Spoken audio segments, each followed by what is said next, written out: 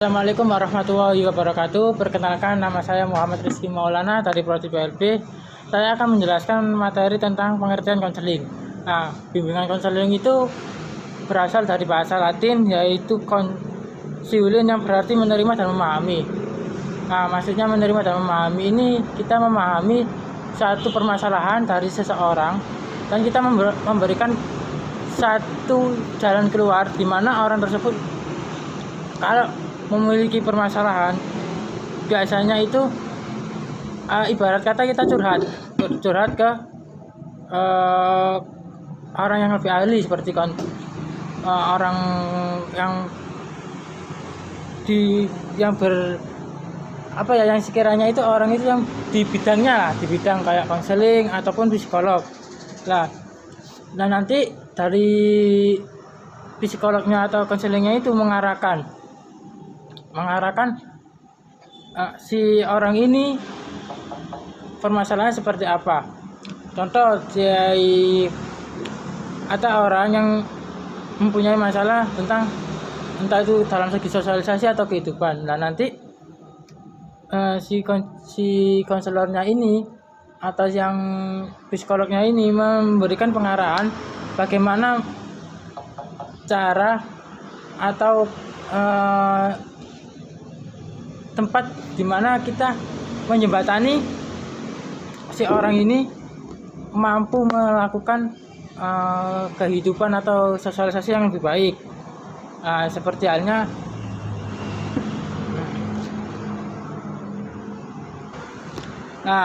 maksudnya hal tersebut itu begini. Nanti jika ada seseorang itu mau curhat, nah kita mengarahkan bagaimana sih membuat mungkin kehidupan yang lebih baik lagi. Dia curhat permasalahannya dia dalam segi kehidupan, dalam segi sosial. Nantinya itu si yang dicurhati itu atau psikolognya ini mampu memberikan saran atau motivasi untuk kamu harus gini, mencoba untuk membuka bagaimana caranya si orang yang punya masalah ini mampu menjalani hidupnya tidak begitu-begitu aja. Terus dalam segi sosial juga dia tidak menutup diri untuk bersosialisasi. Sekarang kan banyak yang orang yang curhat atau yang bahasanya curhat lah ke psikolog untuk gimana sih caranya membuat diri kita sendiri itu mampu bersosialisasi lebih baik lagi, bersosialisasi lebih baik lagi, tidak memandang si A, si B, si C, seperti itu. Nah, nantinya si konselor ini minta jawaban atau tanggapan gimana dari orang yang dicurhati ini, tips-tips untuk tidak menutup diri lagi,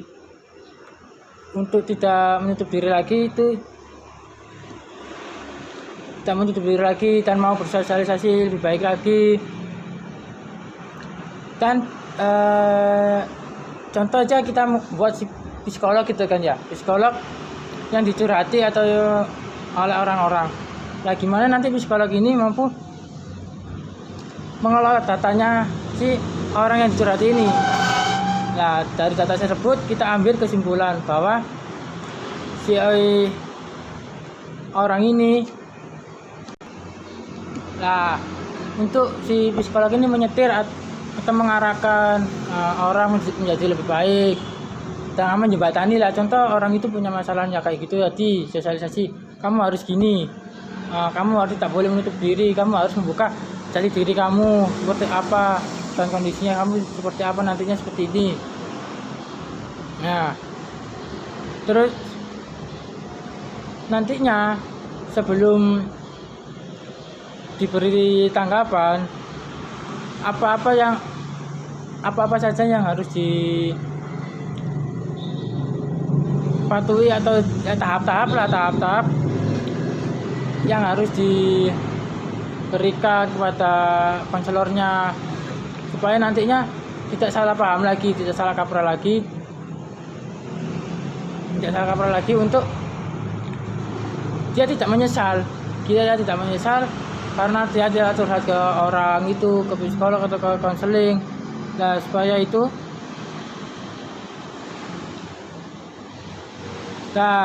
nantinya dalam segi konselornya itu kita harus memahami juga orang ini kayak gimana, seperti apa. Kita harus tanya lebih dekat lagi. Kita kasarannya curhatnya itu dari hati ke hati. Kita pelajari terlebih dahulu. Kita masuk ke dalam jiwa, ke dalam orangnya tersebut. Kita masuk ke dalam orangnya tersebut itu kita coba menanyakan, kamu kenapa kayak gini? Kamu punya permasalahan seperti apa? Kamu harus gimana? Nah, ini kan memberikan contoh pemahaman tentang permasalahan yang dia hadapi tersebut. Nah, nantinya si orang itu mampu menerima pemahaman yang kita terima, pemahaman yang kita berikan terhadap orang lain. Nah, seperti itu. Dan nantinya si konselor itu memberikan penyuluhan, hanya salah satu bagian saja dari proses konseling. Contoh, memberikan kesan dan keluh kesahnya lah terhadap apa yang dia permasalahkan. Nantinya dari segi psikolognya atau yang dicurhati itu mampu memberikan penyuluhan, penerangan gimana nantinya seperti apa. Nah, dan memberikan kesempatan curhat lah, bahasanya itu curhat ke konselor untuk meluapkan isi hatinya mereka. Nah, dari segi itu dapat diambil unsur-unsurnya. Contoh melibatkan tidak hanya psikolog ya, kita melibatkan beberapa perasaan seperti pikiran, perasaan, pengalaman, nilai-nilai dan harapan, kreativitas. Nah, untuk kita mengetahui lebih dalam lagi si orang itu kayak gimana. Nah, nantinya bimbing bantuan yang diberikan seseorang baik yang memiliki masalah pribadi ataupun yang bukan masalah pribadi itu memberikan satu jawaban yang sekiranya nanti diterima dengan baik oleh orang tersebut. Nah, adapun tujuan bimbingan konseling itu yang pertama meliputi rencana kegiatan penyelesaian studi, pengembangan karir, dan kehidupan pada masa yang akan datang. Nah, mengembangkan seluruh potensi dan kekuatan yang dimiliki seoptimal mungkin. Nah, itu yang kedua. Dan yang ketiga menyesuaikan diri.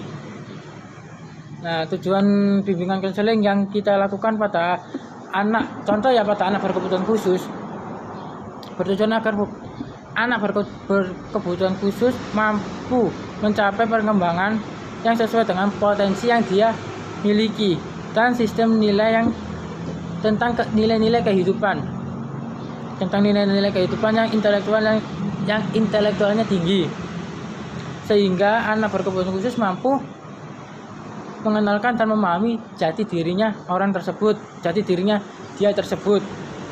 Nah, dan sehingga anak tersebut mampu menerima diri secara objektif dan dapat mengarahkan diri sesuai dengan kemampuan, kesempatan, sistem nilai, dan anak mampu melakukan pilihan dan mengambil keputusan atas tanggung jawabnya sendiri. Nah, ataupun beberapa prinsip dari bimbingan konseling. Yang pertama yaitu mampu Nah, yang pertama yaitu mampu membantu individu agar mereka dapat membantu dirinya sendiri dan menyesuaikan masalah yang dihadapinya. Nah, yang kedua, bimbingan ini fokus kepada individu yang dibimbing. Nah, yang ketiga, bimbingan diarahkan kepada pemahaman, keragaman, dan karakteristik individu yang berbeda-beda. Yang keempat, bimbingan dimulai dengan identifikasi kebutuhan yang dirasakan oleh individu yang akan dibimbing. Nah, yang kelima, proses bimbingan harus luas. Maksudnya tidak itu aja, menyeluruh, fleksibel, sesuai dengan kebutuhan individu dan masyarakat, apalagi anak berkebutuhan khusus. Nah, yang keenam, program bimbingan di lembaga pendidikan harus sesuai dengan program yang dikembangkan pada lembaga yang bersangkutan. Nah, yang keenam, pelaksanaan program bimbingan harus dikelola oleh orang yang memiliki keahlian di bidang bimbingan tersebut. Nah, yang kedelapan, proses program bimbingan harus dievaluasi terlebih dahulu apakah mempunyai kekurangan ataupun mempunyai kelebihan. Nah, jika mempunyai kekurangan, kita ambil jalan untuk mencapai tujuan yang dia inginkan. Nah, di Indonesia sendiri banyak individu pada anak yang berkebutuhan khusus pada masa-masa kritis dalam perkembangan individu, terutama pada masa remaja. Itu seperti halnya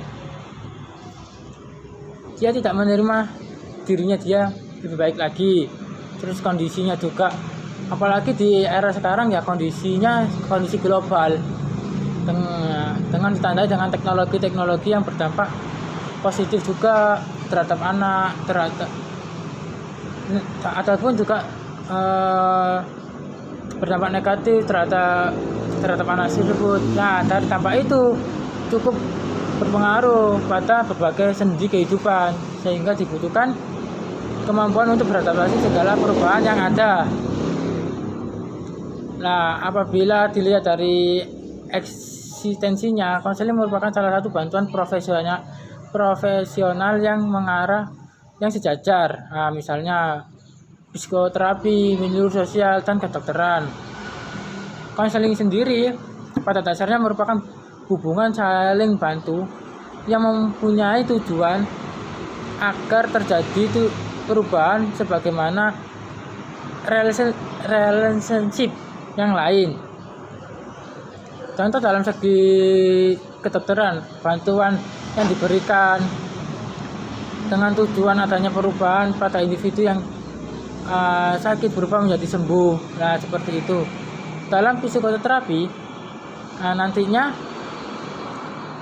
itu membuat semacam bantuan atau semacam jalan keluar, di mana diberikan dengan tujuan agar individu mampu mengalami gangguan kejiwaan.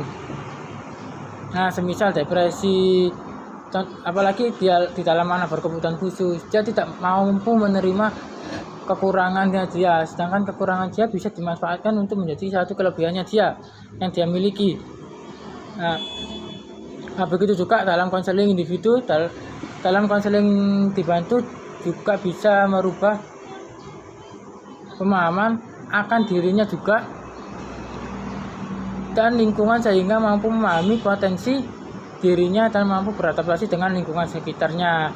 Nah, maksudnya mampu beradaptasi dengan lingkungan sekitarnya itu dia tidak minder dengan kekurangannya dia mampu membuat suatu kekurangannya dia itu menjadi suatu kelebihan, di mana nantinya orang-orang di sekitarnya dia itu menerima dia dengan baik, tidak mengucilkan dia. Nah, seperti itu nantinya.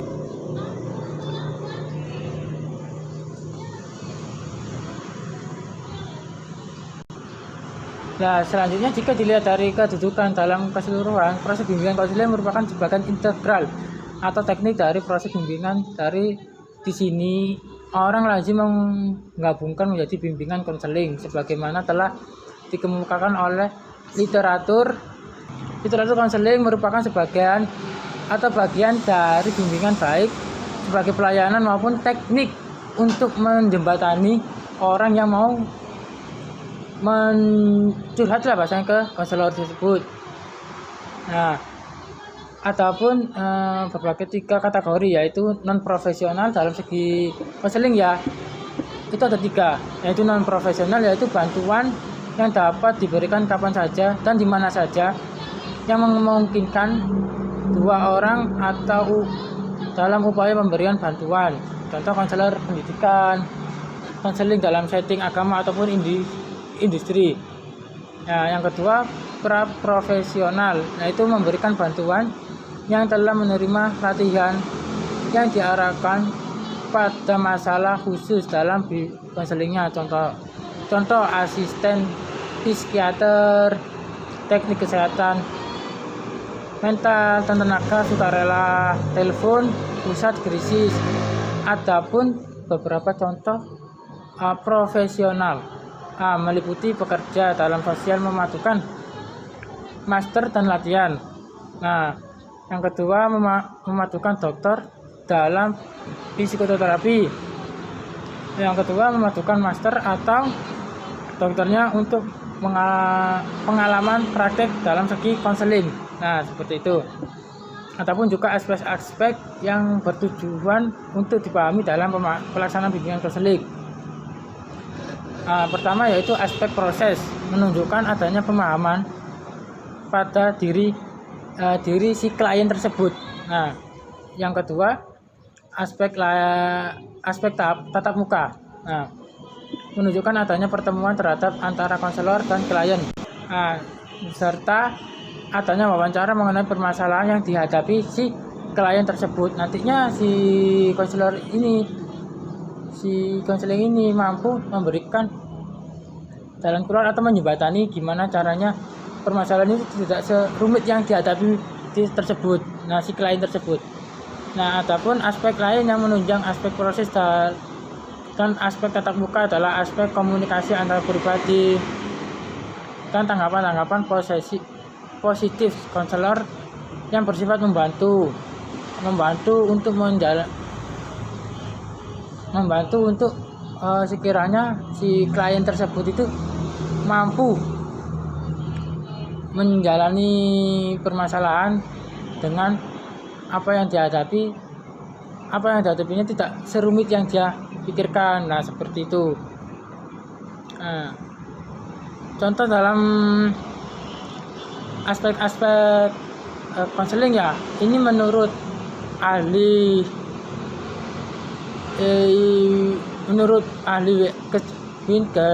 Winkel terdapat 2 aspek dalam konseling, yaitu aspek proses dan aspek tatap muka. Nah, seperti yang tadi saya jelaskan, kalau aspek tatap muka itu seperti wawancara, sedangkan kalau aspek menunjukkan adanya konselor itu menunjukkan adanya perubahan klien dan aspek lainnya. Individual, pengertian konseling yang aspirasi sesuai tantangan di era global ini, di era teknologi ini, dapat membangun adanya upaya bantuan yang diberikan seseorang pembimbing terlatih untuk pengalaman terhadap individual si klien yang mempunyai permasalahan tersebut. Nah, yang membutuhkan agar individu tersebut berkembang potensi secara optimal, tidak merasa dia bahasanya itu terzalimi lagi, tidak bisa menyesuaikan diri terhadap lingkungan sekitar yang selalu berubah nantinya untuk menjadi lebih baik lagi. Dan nantinya si klien ini jika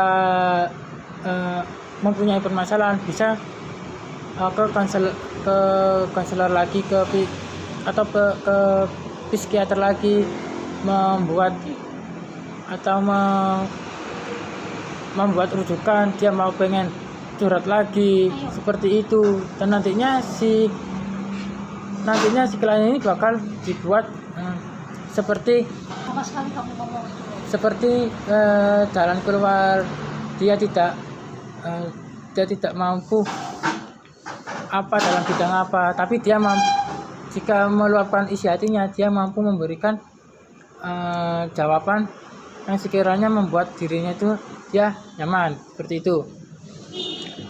Pagi. Hari ini saya akan menanyakan permasalahan kamu. Sebelumnya perkenalkan, nama saya Rizky. Nama saya Saiful. Tujuan kamu datang ke sini itu apa? Untuk mencari permasalahan. Permasalahan kamu, oke. Permasalahan kamu seperti apa? Entah di kelas, di lingkungan, atau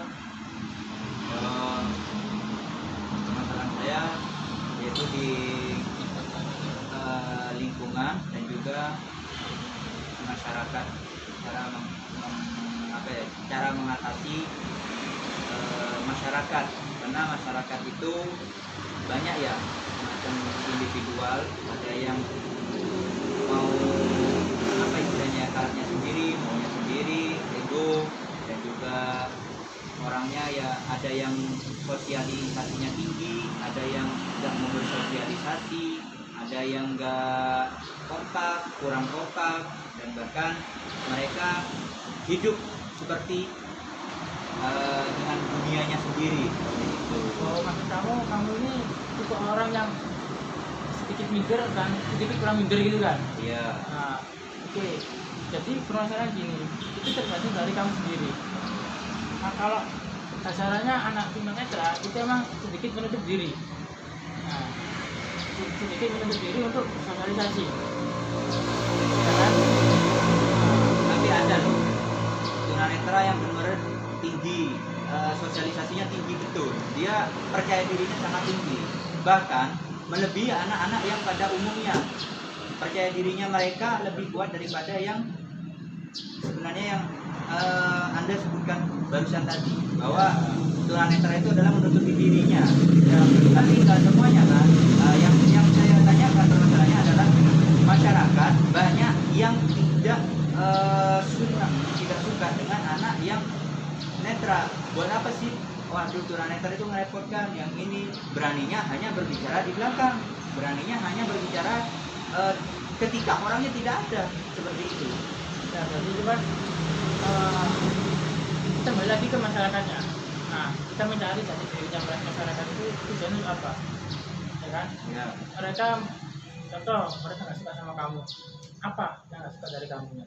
Ya karena Bukan berarti kamu tunanetra. Contoh ya, orang awam, orang normal itu banyak nggak suka, ya kan? Ya. Sedangkan kamu, mohon maaf ya, Ya. itu tunanetra. Apa yang nggak suka dari kamu? Bisa digali di situ, bisa dipertanyakan. Nggak mungkin ngomong di belakang, ya percuma ngomong di belakang. Orang kan banyak yang ngalah. Kamu ngomong di belakang ya, Ya. dia nggak mau ngaku juga percuma. Jadi kita ngobrol secara langsung, kita intens, kita cari dirinya di mereka tersebut. Kita masuk ke dalam hatinya, kita pelajari. Kalau kita sudah tahu materinya, kita sudah tahu jati dirinya si masyarakat itu, kita bakal tahu, oh orang ini nanti kayak gini, jadi tipenya bisa diajak serius atau bisa diajak bercanda. Kalau nah, nanti kamu ini bakal gimana? Nah, contohnya seperti itu. Kalau contoh masyarakat, kamu suka humoris, bercanda, kamu bergaul sama anak yang serius, nggak mungkin kan? Mungkin, tapi nggak terlalu intens, karena tahu sifatnya karakter si manusia yang suka serius ini. Kalau kita bercandain, oh kamu seperti ini, tahu-tahu dia baper. Beda kalau kamu bercanda sama orang yang benar-benar suka bercanda, kita oh kamu gini, oh kita tahu. Intensnya berarti kamu ini cenderung lebih suka bercanda sama orang yang lain itu. Oke. Berarti kan integritasnya seperti ini. Ketika kita sudah introspeksi diri, sudah saling mengoreksi satu sama lain, baik dari saya sendiri, baik dari masyarakat, baik dari individual, baik dari cara kita berteman, berkomunikasi, sudah kita introspeksi diri, kita sudah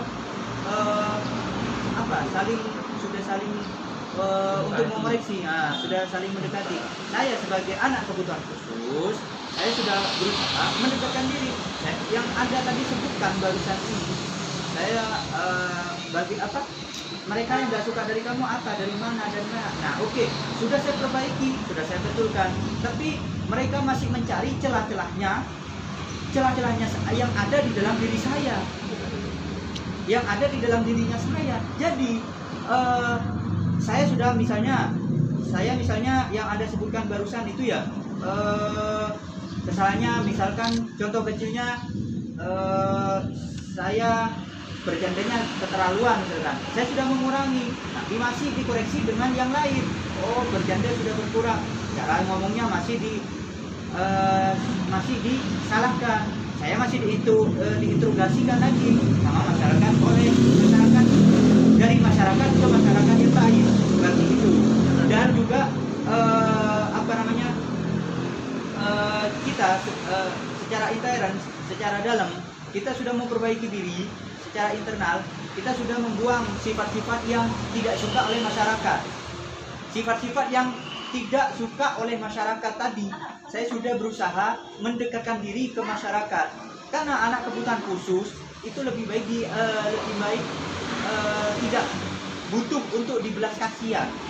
Tapi bagaimana sih masyarakat untuk mengembangkan potensi-potensi supaya tunanetra itu lebih maju, bukan malah mengejudge untuk tunanetra untuk bisa tidak percaya diri.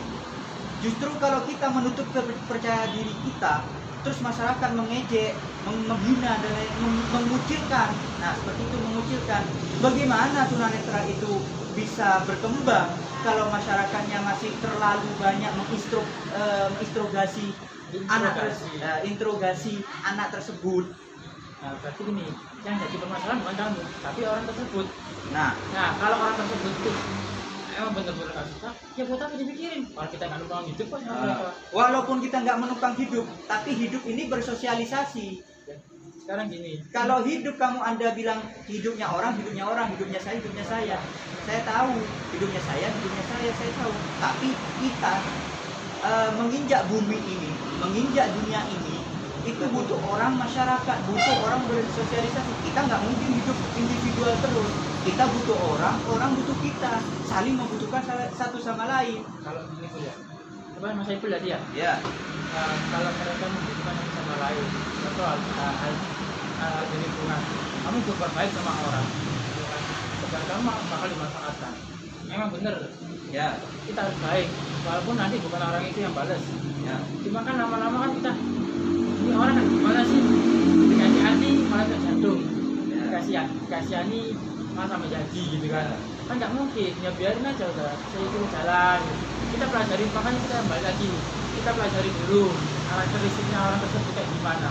Kalau kita tahu ini orang kayak gini, udah stop, kita anggap aja kita berteman, kita bersosialisasi, cuma kayak menjaga jarak, nggak terlalu beda. Kamu punya teman A sama si B, nah kamu berteman sama si A 100%, kamu dengan si B itu 100%, lama-lama kan berkurang karena kita tahu karakter si B ini kayak gimana,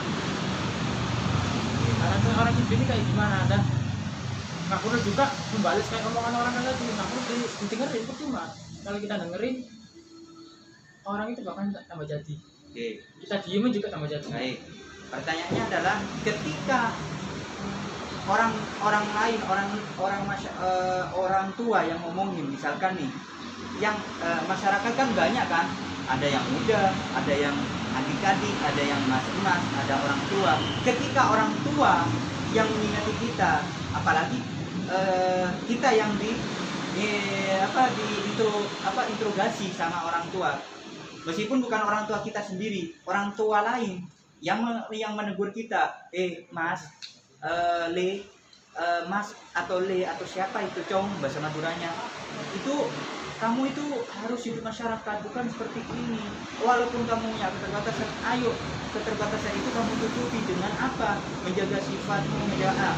Masa kita sebagai anak, sebagai apa istilahnya, anak tetangga istilahnya ya, maksud tidak mendengarkan. Walaupun kita itu beliau itu bukan orang tua kita wajib untuk mendengarkan. Al jannatu tahmin ummahat, karena surganya itu adalah di bawah telapak kaki ibu kan. Walaupun dia bukan orang tua kita, dia orang tua. Apalagi orang tua yang mengingatkan al jannatu tahta min ummahat. Surga itu di bawah telapak kaki ibu kan. Walaupun dia bukan ibu kita, menghormati bahwa orang tua adalah wajib kita patuhi. Apalagi nasihatnya dia, baik buruknya orang tua, nasihat buruk baiknya orang tua kita harus mendengarkan. Walaupun itu nasihatnya tidak sependapat dengan kita, tidak sebaik dengan kita ya percuma kan. Kita wajib mendengarkan. Sekali lagi, al jannatu tahta min ummahat. Surga itu di bawah telapak kaki ibu. Walaupun mereka bukan orang tua kita, wajib kita hukumnya mendengarkan. Menghormati orang tua itu lebih mulia daripada kita menghormati pada dirinya kita sendiri. Nah, berarti itu kan masa itu ini kita beri pengarahan, kita beri apa ya, semacam membuka omongan sama orang tua. Kalau tanya temanmu di kampus kayak gimana, temanmu kayak gini, kan nggak mungkin. Orang tua itu malah nggak mungkin kamu harus berteman dengan ini, tapi kan kita harus tahu personalisasinya kita kayak gimana, porsinya, cara berteman. Kita kembali lagi kita pelajari dulu karakteristiknya orang tersebut dengan cara kita ngomong, kita nanti kamu kok nggak mau berteman, bukan kita nggak mau berteman, kita tetap berteman, cuman sewajarnya, karena tujuannya berteman itu kan baik, tapi yang diajak berteman kayak gimana, ya itu.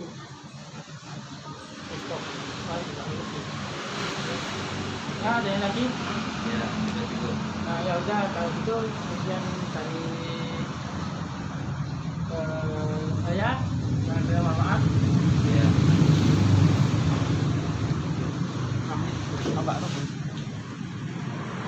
Ya, cukup sekian materi yang bisa saya sampaikan, kurang lebihnya mohon maaf. Assalamualaikum warahmatullahi wabarakatuh.